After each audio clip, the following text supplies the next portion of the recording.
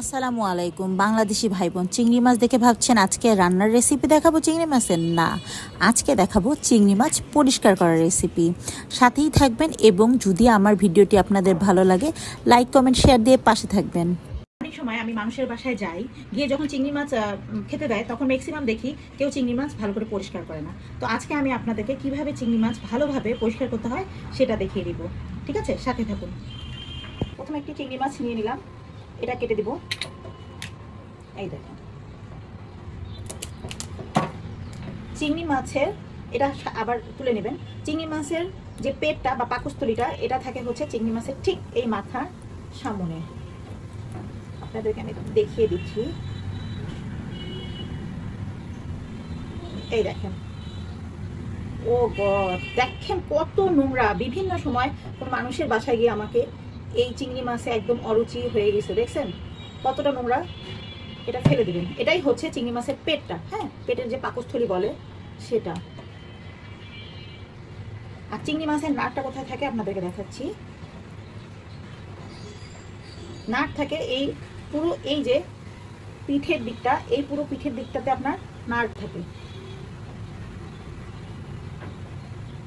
এটা একটু ধৈর্য সহকারে করতে হয়, তা না হলে কিন্তু ওই ময়লা সহই আপনাকে খেতে হবে, যেটা সচরাচর আমি সব বাড়িতে গেলেই দেখতে পারি। যে জন্য আমি মানুষের বাসায় চিংড়ি মাছটা খেতে পারি না, আমার একটু অরুচি হয়। তাই ভাবলাম যে আপনাদের সাথে ভিডিওটা শেয়ার করি। এই যে দেখতে পাচ্ছেন, এই দেখেন দেখেন দেখেন, এই যে এখন এটা আপনি হাত দিয়ে আস্তে করে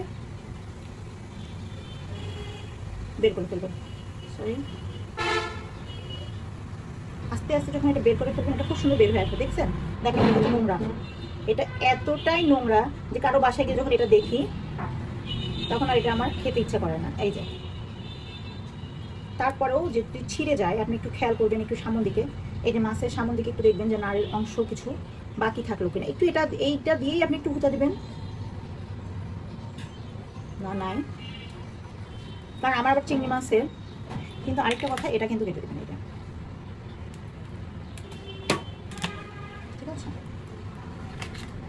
তারপরেও যদি আমার একটু মনে সন্দেহ থাকে যে শেষে নাড় বের হলো না, ছিঁড়ে গেল, আমি একটু শেষ অংশটাতেও চেক করে নেব।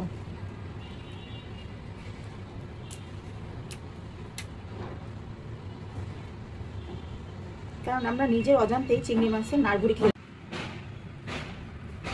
এই দেখেন শেষের অংশ একটু ছাড়া পড়েছিল, এই দেখেন কি মোটা। এই যে ফেলে দিলাম। এখন আমি সুন্দর করে এর পা, এই নোংরাগুলো পরিষ্কার করে আপনাদেরকে দেখিয়ে দিচ্ছি। এই যে সুন্দর করে মাছগুলো বেছে ধুয়ে নিয়েছি, এখন আমি রান্না চড়িয়ে দিব। ভিডিওটি আপনাদের কোনো উপকারে এসে থাকলে অবশ্যই লাইক কমেন্ট শেয়ার দিয়ে আমার পাশে থাকবেন। আসসালামু আলাইকুম।